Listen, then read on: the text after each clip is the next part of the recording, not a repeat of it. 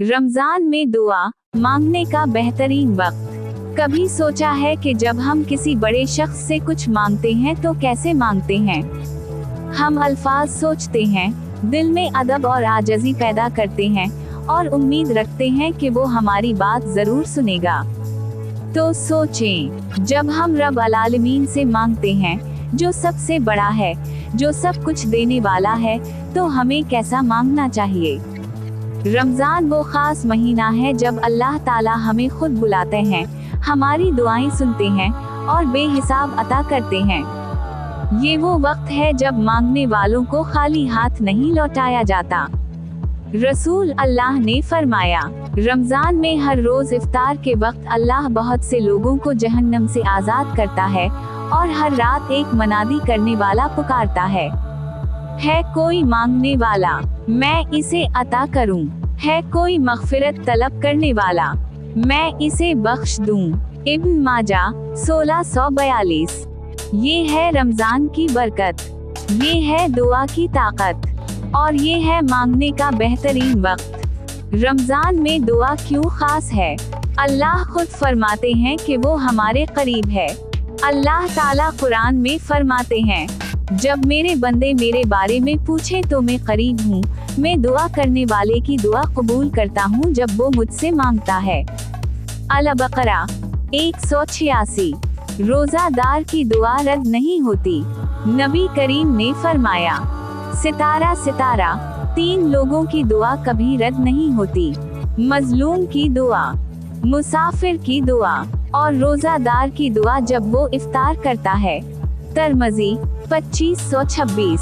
यानी जब हम रोजा रखते हैं तो हमारे लिए दुआ का कबूल होने का खास वक्त है। रात के आखिरी खा अल्लाह खुद बुलाते हैं। रसूल अल्लाह ने फरमाया, अल्लाह ताला हर रात आसमाने दुनिया पर नज़ूल फरमाते हैं और पुकारते हैं, कौन है जो मुझसे दुआ करे, मैं उसे कबूल करूं। कौन है जो मुझसे मांगे, मैं उसे अता करूं। कौन है जो मुझसे मग़फ़िरत तलब करे, मैं इसे मुआफ़ कर दूं। बुखारी 1145। तो फिर क्या हमें इस मौका से फ़ायदा नहीं उठाना चाहिए? तो जानते हैं दुआ मांगने का बेहतरीन तरीका। सबसे पहले अल्लाह की हम्द व सना करें, अल्लाह की बड़ाई बयान करें। या अल्लाह तो ही सबसे बड़ा है, तो रहीम है, करीम है, तो बख्शने वाला है, तो हर चीज पर कादिर है।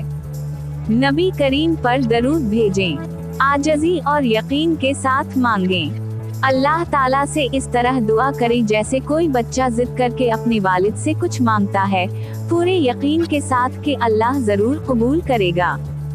अपनी दुआओं को लंबा करें, अगर मांगने बैठें तो ज्यादा से ज्यादा मांगें। या अल्लाह मेरी मग़फ़िरत फरमा, मेरे वालिदैन पर रहम कर, मेरे रिस्क में बरकत दे, मेरी मुश्किलात आसान कर, मेरे दिल को सुकून दे, मेरे गुनाह मुआफ़ कर, मेरी दुआएं कबूल कर और मुझे जन्नत अल फ़रदौस अता फरमा।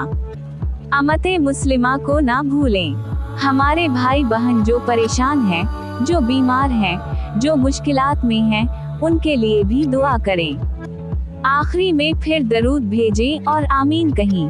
रमजान में कौन सी दुआएं जरूर मांगनी चाहिए? मग़फ़िरत की दुआ, ए अल्लाह तो मुआफ़ करने वाला है, माफ़ी को पसंद करता है, मुझे मुआफ़ फरमा। दुनिया व आखिरत की भलाई की दुआ, ए हमारे रब हमें दुनिया में भी भलाई दे और आखिरत में भी भलाई दे और हमें जहन्नम के अजाब से बचा। दिल की पाकीज़गी की दुआ, ए अल्लाह मेरे दिल को पाकीज़ा बना दे और मेरे सीने को साफ कर दे। हर मुश्किल के हल के लिए दुआ, मेरे लिए अल्लाह काफ़ी है, इसके सिवा कोई माबूद नहीं, मैंने उसी पर भरोसा किया और वो अर्श अज़ीम का रब है। रिस्क में बरकत की दुआ, ए अल्लाह मुझे हलाल, पाकीज़ा और वसी रिस्क अता फरमा। बीमारी से शफा की दुआ, ए अल्लाह मुझे ऐसी शिफा अता कर जो किसी बीमारी को बाकी ना छोड़े। दुआ की कबूलियत की निशानियाँ, कभी ऐसा महसूस हुआ कि कोई दुआ दिल से निकली और वो फौरन कबूल हो गई? ये अल्लाह की मोहब्बत की निशानी है। कभी अल्लाह हमें फौरन देता है, कभी कुछ देर बाद देता है, और कभी आखिरत के लिए महफूज कर लेता है, और यही हमारे लिए सबसे बेहतर होता है। रसूल अल्लाह ने फरमाया, जो अल्लाह से मांगता है अल्लाह उसे खाली हाथ नहीं लौटाता। मुस्लिम 2735। यही वजह है कि रमजान में ज्यादा से ज्यादा दुआ करनी चाहिए। Dash dash dash. इख्तितामिया, दुआ के दरवाजे खुले हैं।